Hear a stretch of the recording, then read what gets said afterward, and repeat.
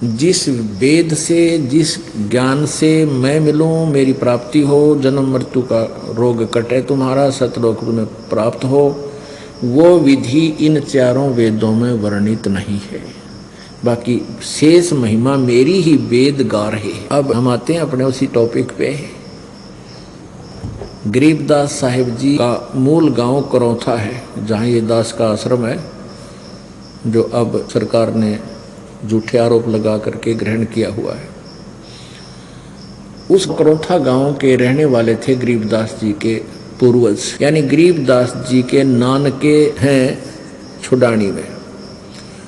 और गरीबदास जी के कोई मामा जी नहीं थे, यानी उनकी माता जी का भाई नहीं था। जमीन बहुत गणी थी, लगभग 1450 एकड़, 2500 बड़े बीघे, इतनी जमीन थी। तो गरीबदास जी के पूज्य पिताजी श्री बलराम जी धनखड़ गांव करौथा के अपने ससुराल में घर जमाई बनकर रहा करते थे। विशेष आग्रह करने पर वो वहाँ गए थे छुडानी में, नहीं तो पहले शर्म मान्या करते, बहुत ही लज्जा वाले यानी इज्जतदार व्यक्ति होते थे, वो शर्म मान्या करते ससुराल में रहने के। लेकिन विशेष आग्रह से वहाँ रहने लग गए थे। और वहाँ भी जाने के 12 वर्ष के बाद गरीबदास जी का जन्म हुआ था। जब 10 वर्ष के गरीबदास साहिब जी थे, अपने ही नाना जी की गौवें चरा रहे थे, यानी अपनी ही गौओं को चरा रहे थे। 100-150 गायें पहले रखा करते थे। जमीन ज़्यादा थी, वर्षा कम होती थी, खाने योग्य अन्न थोड़े स्थान पर होता था जो झील में होते थे, डहर होती थी, और ऊंचे थलियों पर, ऊंचे स्थानों पर वर्षा नहीं होती थी तो फसल नहीं बीजा करते, उनको चरागाह बना लिया करते थे। तो अपने ही चरागाहों में गांव कबलाना की सीमा के लगते हुए जो खेत थे, वहाँ गौएं चरा रहे थे। तो वहाँ परमात्मा सतलोक से चलकर गति करके आए थे। अपने विशेष भक्त, अपने वर्णीय भक्तों को, खास भक्तों को, श्रेष्ठ भक्तों में से अपने खास भक्त गरीबदास जी को, जब वो 10 वर्ष की आयु में थे, वहाँ मिले। शेष प्रकरण आपने सुन लिया कि परमात्मा ने एक लीला की, कंवारी गाय के ऊपर थपकी मार दी, उसमें से वो एक पात्र भर गया दूध का, तो बंद होगी। थन सतन जो के तो लंबे रहे, क्योंकि वो दूध उस कुंवारी गाय के माध्यम से सतलोक से दूध आया और वो उन्होंने निकाला, पिया। तो गरीबदास जी ने कहा कि प्रभु मुझे बताओ, फिर आप बता रहे हो कि ब्रह्मा विष्णु महेश तो नासवान है, और आपने बता भी दिया, और इस दास ने आप जी को अभी देवी भागवत 3 स्कंद में वो सारा प्रमाण भी दिया कि ब्रह्मा विष्णु महेश स्वयं स्वीकार कर रहे हैं कि हमारा तो जन्म मृत्यु होता है, दुर्गा हमारी माता है, हम अविनाशी नहीं हैं। तो गरीबदास जी कहने लगे, भगवान वहाँ कोई सतलोक है तो वहाँ क्या क्या सुख है? तो क्या बताते हैं बेटा, वहाँ सदाबहार वृक्ष है, सदाबहार वहाँ पेड़ पौधे फलदार, काजू किस्मत सेब संतरे कभी समाप्त नहीं होते, और वहाँ कभी मृत्यु नहीं होती। और यहाँ तो पूरी पृथ्वी का भी राजा बन जा तो भी तेरी मृत्यु होगी, तेरा कुछ भी नहीं है, तुझे बेकार रखा है, मूर्ख बना रखा है इस काल भगवान ज्योति निरंजन ब्रह्म ने, और तुम चलो वहाँ सतलोक में, तुम्हारी कभी मृत्यु नहीं होगी, सदा युवा बने रहोगे। वहाँ ऐसे ही सृष्टि है, तुम्हारी संतान होगी, तुम्हारे घर खाली पड़े हैं जिनको तुम छोड़ कर आए हो, मैं तुम्हें वो स्थान बताने आया हूँ और तुम्हें वो मार्ग विधि बताने आया हूँ जिससे तुम वापस अपने लोक में जा सकते हो। अब बालक का चागना चढ़ा करे, बालक को ज़्यादा दृढ़ विश्वास होता है और जल्दी ही वो प्रेरित हो जाता है, और परमात्मा यही चाहते थे कि मैं इसको अपना एक गवाह बनाऊं। तो गरीबदास जी ने आग्रह किया, प्रभु क्या ऊपर सतलोक में सब सुख है और वहाँ आदमी रहते हैं? कहाँ बेटा, वहाँ व्यक्ति हैं, बहुत ज़्यादा हैं, तुम तो कुछ भी नहीं यहाँ पर। ये सारे ब्रह्मांडों में जितने भी प्राणी हैं ये सब वहीं से आए हैं, और वो बहुत बड़ा लोक है, बहुत सुख है, वहाँ परम पिता परमात्मा पूर्ण ब्रह्म रहते हैं, वो साकार हैं, मनोसदृश्य हैं, उनके शरीर में बहुत नूर है। तो गरीबदास जी कहने लगे, प्रभु मुझे दिखा दोगे आपका भगवान? परमात्मा बोले, खूब दिखा दूंगा भाई, कि मुझे भी ले चलो परमात्मा, वहाँ दिखा दो एक बार। वो तो आए इसी उद्देश्य के लिए थे। इस कलयुग में अब ये भक्ति युग प्रारंभ हो गया, इसमें आपको प्रमाण किया जा सके, गवाही हमें मिल सके कि उस संत ने भी भगवान मिले थे, और जो वेदों में लक्षण हैं वो उस परमात्मा कबीर जी में लक्षण है जो वेदों में वर्णित है। तो ये हम आसानी से भगवान पहचान लेंगे, परमात्मा पाना और भी घना आसान है। यदि ये अज्ञान ना फैला हुआ होता, ये दास आपको परमात्मा की महिमा सुनाता, 1-1.5 घंटे सत्संग करके, बाकी कहता ही भजन करो बैठ के बेटा। तो परमात्मा को परमात्मा सिद्ध करने के लिए और प्रमाण दिखा दिखा कर आपको उस अज्ञान से हटाने के लिए ये इतना प्रयत्न किया जाता है, और इसके बिना आपकी भक्ति नहीं चल सकती, बिल्कुल नहीं चलेगी। कोई भी काल का दूत आकर आपने भ्रमित कर देगा और आपके बने बनाए काम ने बिगाड़ देगा। ये दास चाहता है कि आपको इतना रंग दो इस रंग में कि आप डगमग नहीं हो सकते। भक्ति से कम ज्यादा कर लेना पर डगमग नहीं होना चाहिए। तो इस प्रकार गरीबदास साहिब जी ने आग्रह किया, परमात्मा ने कहा कि चल बेटा तुझे सतलोक दिखाता हूं। गरीबदास जी की आत्मा को साथ लेकर ऊपर चले, शरीर छोड़ दिया। ऊपर ब्रह्मा जी का लोक दिखाया, विष्णु जी की राजधानी दिखाई, शिव जी का लोक दिखाया, फिर एक कॉमन स्वर्ग नरक इकट्ठा ही है वो दिखाया, फिर सब लोकांतरों में घुमाते हुए महास्वर्ग दिखाया, जिसमें नकली सतलोक, नकली अलखलोक, नकली अगमलोक, नामी लोक इस काल ने ये नकली बना रखे हैं एक ब्रह्मांड में धोखा देने के लिए। उनको पता है कि परमात्मा का संदेश वाहक आएगा ऊपर से और वो यहाँ सतलोक की जानकारी देगा। तो उससे पहले ये नकली संतों से सतलोक का डंडोरा पिटवा कर लाखों करोड़ों व्यक्तियों को गुमराह करवा देता है, और दुर्गा से नकली ये सतलोक अलखलोक ये सब बनवा देता है। तो परमात्मा आकर के, या उनके जैसे गरीबदास साहिब जी ने आकर के बताई थी, उसकी नकल करके इन नकली संतों ने परमात्मा कबीर जी का एक शब्द ले लिया, करने नो दीदार महल में प्यारा है। उसमें 32 कली है। उसके आधार से इन्होंने सतलोक तो सुन लिया और अगमलोक नामी लोक भी पढ़ लिया, लेकिन वहां जाने की विधि इनके पास है नहीं। तो उस ज्ञान का लाभ क्या हुआ? अब मान लिया आपको बता दिया भाई आपका ये रोग है और औषधि मिली नहीं, तो उस जानकारी का लाभ क्या हुआ? तुझे रोग ये है, रोग का भी पता चले, औषधि भी सही मिले, तो आपका कल्याण हो। तो इन नकली संतों पंथों के पास 2-3 पंथ हैं, राधा स्वामी पंथ, धन धन को सतगुरु पंथ, ये जय गुरुदेव पंथ और ये ठाकुर सिंह वाला पंथ, ये सारे नकली पंथ है। इनमें नकली 5 नाम दिए जाते हैं, ये 5 नाम काल के। धन धन सतगुरु पंथ, इसमें 5 की बजाय 3 कर दिए, और तीनों पर्यायवाची शब्द हैं उस अविनाशी परमात्मा की महिमा के। अकाल मूर्त, शब्द स्वरूपी राम और सतपुरुष। अकाल मूर्त का अर्थ है जिस परमात्मा की मूर्ति यानी साकार शरीर का कभी नाश ना हो, कभी काल ना आवे। अकाल मूर्त मीन अविनाशी परमात्मा। और शब्द स्वरूपी राम, शब्द कभी नष्ट नहीं होता। शब्द इसलिए मालिक की अविनाशी परिभाषा को सिद्ध करता है। शब्द स्वरूपी यानी अविनाशी परमात्मा, राम कहो परमात्मा कहो। और फिर सतपुरुष, पुरुष माने परमात्मा, सत माने अविनाशी, अविनाशी परमात्मा। अब ये तो वो रटना होगी, जल पानी नीर, जल पानी नीर, जल पानी नीर करते रहो सारी उम्र, कदे भी ना मिला जल पानी नीर। जल कहो चाहे पानी कहो चाहे नीर कहो, वो मिले कैसे गा? ऐसी रटना से नहीं, उसकी विधि अलग है। जैसे हैंड पंप लाओ, पाइप लाओ, फिर बोकी मारो और फिर वो बोकी वहां तक पहुंचे, फिर हैंड पंप लगा के फिर वो जल पानी नीर निकालो।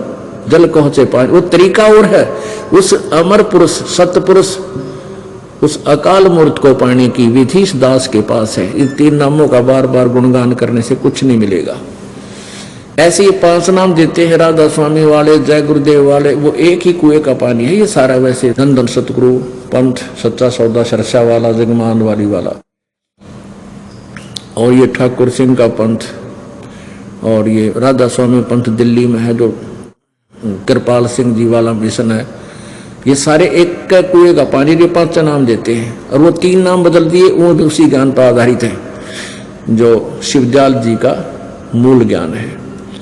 और शिवदयाल जी ने कै खे का भी नहीं पता, अध्यात्म ज्ञान का कति कै खे का भी नहीं बेरा। शिवदयाल जी को राधा स्वामी पंथ के प्रवर्तक कहलाते हैं, आगरा वाले। अपने आत्मा ये दास इसलिए बुरा लग गया है कि मैं सच्ची कहता हूं, और सच्ची कहना स्वीकार्य होता नहीं, पर हो जाएगा उसका बेड़ा पार है। अब जिसने यह सच्चाई सहन होगी और अपने सदग्रंथ दोबारा देख लेंगे तो उनका कल्याण हो जाएगा। अब जैसे नकली डॉक्टर होता है ना, वो नकली काम कराया करे। जैसे एक भगत का मारा चोट लग गई थी, काफी साल पहले की बात है, एक बूढ़ा सा रहा करता, तो एक नकली डॉक्टर दौरा जाता, वो जाते बूढ़ा कहता है मर गया, वो बूढ़ा हाथ आदमी था जिसके चोट लगी, हाय मर गया, वो छेड़ता जब, तो क्या करता, पट्टी तारी, वैसे ही दवाई डाली, पट्टी नो की नो बांध के भेज देते। 1 महीना हो गया, उसका कोई आराम नहीं। तो एक डॉक्टर आ गया कुदरती हमारे आश्रम को देखने के लिए। वो बोला बुढ़े क्या हो गया जी, इसके ऐसे पैर में दर्द, 1 महीना हो गया, चोट लग रही है, ठीक नहीं है।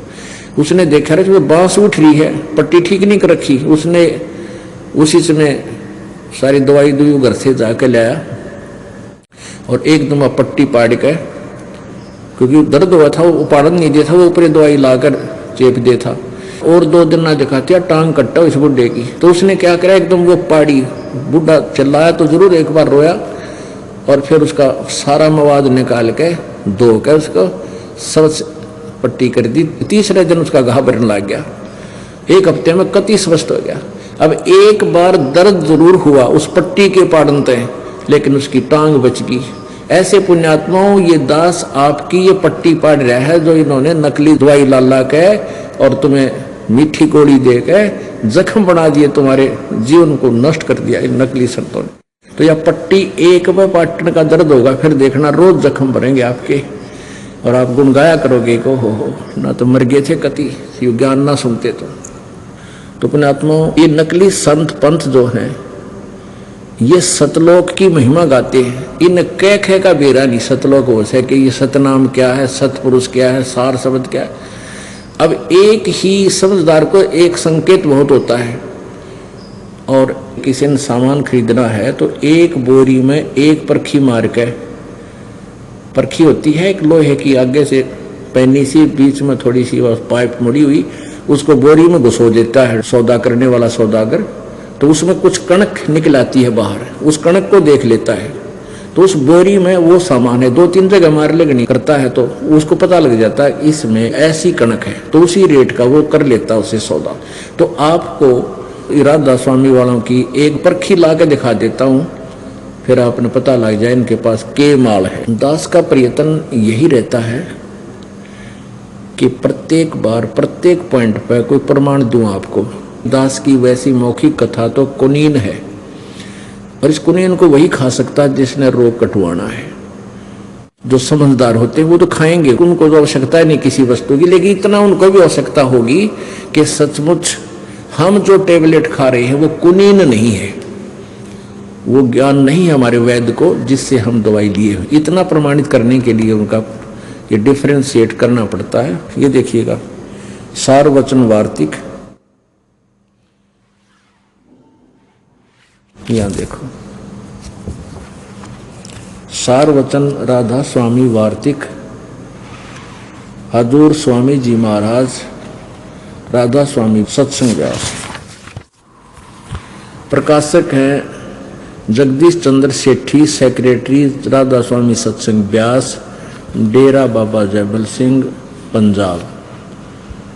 ये कहाँ से छपी है? पब्लिश्ड बाई, ये सेक्रेटरी, और ये नीचे printed by, printed in India by Lakshmi offset printers, Delhi से। ये भूमिका में देखना क्या लिखा है इन्होंने। सारवचन राधा स्वामी वार्तिक हजूर स्वामी जी महाराज के वचनों का संग्रह है। ये वचन सत्संगों तथा अन्य चर्चाओं के दौरान सत्संगियों ने नोट किए थे।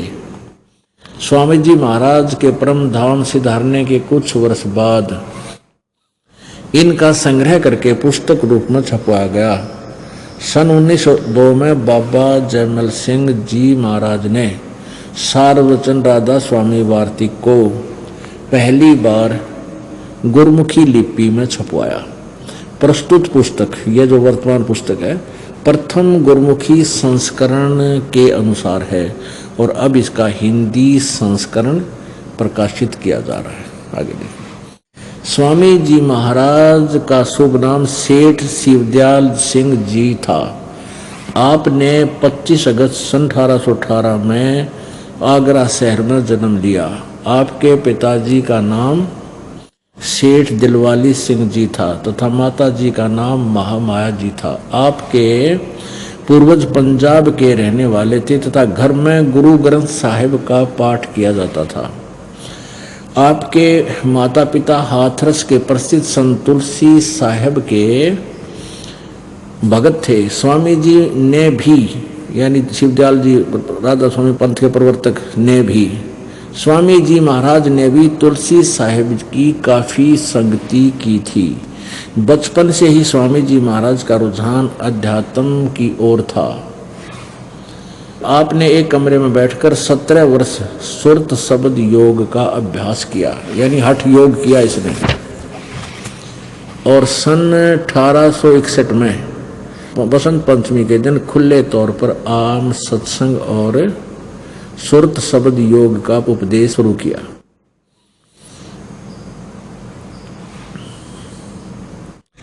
ये जो पुस्तक हम पढ़ रहे हैं, ये सत्संग वचन है शिवदयाल जी महाराज, फाउंडर ऑफ राधा स्वामी पंथ।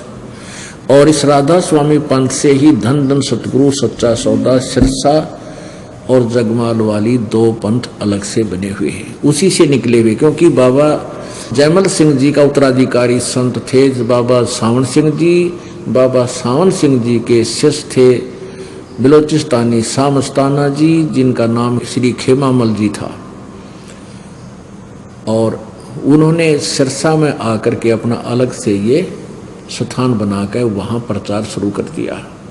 और आप ही ये नामदान करने लगे। आगे आके वो 5 नाम भी छोड़ दिए, ये 3 नाम देने लगे। सावन सिंह जी उनके गुरुजी थे और सावन सिंह जी के ही चेले थे कृपाल सिंह जी, तो दिल्ली में आकर के उन्होंने अलग से राधा स्वामी पंथ का डोल पीट दिया। पता कह भी कोई नहीं इनको। जब शिवदयाल जी को ज्ञान नहीं थे, इनको ज्ञान कहाँ से होगा? अंडरस्टूड है। अगर हमारे कबीर साहब जी के ज्ञान कोई फेल कर देता है तो हमें ज्ञान कहाँ से आया? कबीर साहब क्या अनुयायी बने बैठे? तो कबीर जी का ज्ञान फाइनल ओके है तो हमारा ज्ञान वही है जो कबीर जी वाला है। तो इसलिए हमारा ज्ञान सही है, क्योंकि हमारा कबीर जी का ज्ञान वेदों ने समर्थन किया है, उनकी महिमा वेदों ने गाई है। तो अब शिवदयाल जी को कितना ज्ञान था इसको देख लो, फिर पता लग जाएगा। इनको कह पता नहीं था सतलोक और सचखंड का। ये काल के द्वारा प्रेरित पंथ है, सारा काल साधना है और सभी काल के जाल में पक्की तरह जकड़ रखे हैं। अब सुनने को तैयार नहीं श्रद्धालु, क्योंकि 2-3 पीढ़ी बीत गई, परंपरा सी पड़ गई। जैसे हम सालासर या बाबा श्याम जी ने पूजा करते, अब वो छोड़नी मुश्किल हो रही है, वो छोड़नी पड़ेगी। ये साधना ग्रहण करनी पड़ेगी यदि कल्याण चाहते हो। दास कोई आपका शत्रु नहीं, विशेष मित्र समझ लेना।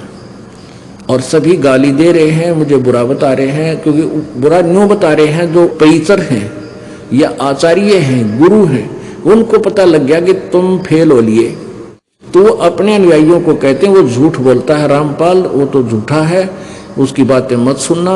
उनका तो उद्देश्य है जनता को काल के जाल में फंसा के रखना। वो तो पक्के दूत हैं, नहीं तो सामने प्रत्यक्ष प्रमाण आपका दिखा रहा हूं, मान लेना चाहिए। इन गुरुओं को भी मानना चाहिए, इन प्रीचरों को भी मानना चाहिए। महापाप के भागी बनेंगे इस दुनिया को, भोली आत्माओं को काल के मुंह में डाल के। इसे निकालना परम कर्तव्य है और परमात्मा इसको सफल करेंगे, क्योंकि उन्होंने पहले ही कहा था कि इस समय आने पर हम कलयुग की जो बिचली पीढ़ी होगी उस समय इस पूरे विश्व में इस सत्य ज्ञान को फैलाएंगे। और परमात्मा ने कहा कि उस समय सभी आत्माएं पहचानेंगी अपने भगवान को और तुरंत ग्रहण करेंगी, क्यों सब बुद्धिमान और शिक्षित होंगे, सद्ग्रंथ सामने होंगे, स्वयं पढ़ेंगे और समझेंगे और निकलेंगे काल के जाल से। अब देखो, अब राधा स्वामी दयाल की दाइए वही पुस्तक चल रही है, सारवचन वार्तिक, व्यास से छपी हुई। राधा स्वामी दाल की दया, राधा स्वामी सहाय, खुलासा उपदेश हजूर राधा स्वामी साहब का, यानी शिवदयाल जी को राधा स्वामी कहने लगे भी है। यहाँ देखो, सिर्फ काम इतना है कि इंसान यानी मनुष्य अपनी सूरत यानी रूह को उसके खजाने निकास यानी मुकाम सतनाम और राधा स्वामी में। अब देखो, मुकाम माने स्थान, सतनाम को स्थान करे, राधा स्वामी को भी स्थान करे। आगे चलो, वचन नंबर 3 में क्या लिखा है? जितने आचार्य और महात्मा और अवतार और पैगंबर हर एक मजहब में हुए हैं, वे सब अपने अभ्यास के जोर से अंतर में तरफ मुकाम असली के चले, असली स्थान की ओर चले, पर सब के सब धुर स्थान नहीं पहुंचे। मुकाम माने स्थान। सो बहुत से तो मंजिल पहली यानी पहले स्थान पर, दूसरे कोई दूसरी मंजिल दूसरे स्थान पर, और कोई बिरले साध और प्रेमी मंजिल तीसरी तक पहुंचे, तीसरे स्थान तक। सिर्फ संत मंजिल 5वीं यानी सतनाम पर पहुंचे। सतनाम स्थान है यहाँ पर। और कोई बिरले संत मंजिल 8वीं यानी राधा स्वामी पद तक पहुंचे। ये राधा स्वामी पद 8वां स्थान है। और यहाँ तो पद अड़ा दिया ना, यहाँ सीधा लिखा है यानी मुकाम सतनाम और राधा स्वामी में, या सतनाम राधा स्वामी स्थान में पहुंचे। राधा स्वामी भी स्थान और सतनाम भी स्थान, ये मुकाम माने स्थान। अब देखना, ये तो आपने पढ़ा 13 और 14 पृष्ठ पे, सारवचन वार्तिक पहला भाग। अब प्रश्न नंबर 15 में पढ़िए। चौथा वचन, अब समझना चाहिए कि राधा स्वामी पद सबसे ऊंचा स्थान है। ये पद भी अब स्थान ने बोल दिया, राधा स्वामी पद सबसे ऊंचा स्थान है, मुकाम माने स्थान है।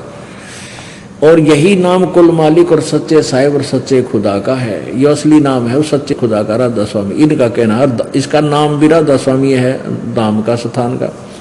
और इस स्थान से 2 स्थान नीचे सतनाम का मुकाम है। यहाँ तो सतनाम को स्थान कह रहे थे, नीचे सतनाम का मुकाम है, यानी स्थान का स्थान है। ये समझो, इनकी उवाबाई देखो कि इस सतनाम के विषय में फिर डिफाइन किया, आगे खोल कर बताया है महापुरुष शिवदयाल जी ने, राधा स्वामी पंथ के प्रवर्तक ने। इस सतनाम की, जिसको संतों ने सतलोक भी कहा, सतनाम को सचखंड भी इसी को कहा, सतनाम को, और सार शब्द और सत शब्द और सतनाम और सतपुरुष करके बयान किया है।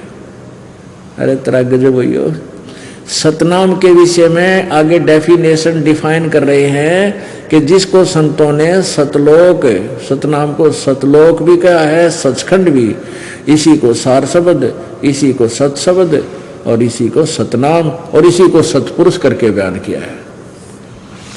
ये हमारा सर कर रखा है इन्हें, तारा गजब भैया। गोली आत्मा फंसा दी काल के जाल में। अभी इनको समझाना दुर्लभ हो रहा है हमारे लिए, किस तरीके से समझाएं बोली आत्माओं को। ये 3 नकलियों को बड़े महापुरुष मान बैठे, जैसे शुद्ध पुरुष नहीं थे, धुर मंजिल पर पहुंचा करते। ये पहुंचे कहाँ गए, इनको ज्ञान में कोई नहीं। वो सतलोक की चीज है, सतनाम वस्तु है, कोई मंत्र है या कोई स्थान है या कोई भगवान का नाम है, इन्हें कहेंगे ना मेरा ये सतनाम, यही सचखंड, ये सतपुरुष, ये सतलोक, और ये सार शब्द, और ये सार नाम, और ये सतनाम, और ये स्थान। कितने सर पैर भी नहीं इस व्याख्या का। अपने आत्मा जैसे किसी ने जिंदगी में कार देखी ना, पेट्रोल, कोई अपसी जंगल में पड़ा है और वो सुबह घूमे आवा कितना है, और आगे कह दे कहाँ गया था, कि शहर में गया था, वहाँ कारों में घूमता हूँ, पेट्रोल से गाड़ी चलती है। सुनते लिया उसने पेट्रोल से गाड़ी चलती है, ड्राइवर चलाता है, तो उससे पूछा भी वो कार कैसी है, वो पेट्रोल कैसा होता है, सड़क कैसी है, तो उसने ना तो कार का भी रहा। वो क्या व्याख्या कर रहा है कि कार, पेट्रोल भी कार कोई कहते हैं, ड्राइवर भी कार कोई कहते हैं, और सड़क भी कार कोई कहते हैं, और शहर भी कार को ही कहते हैं।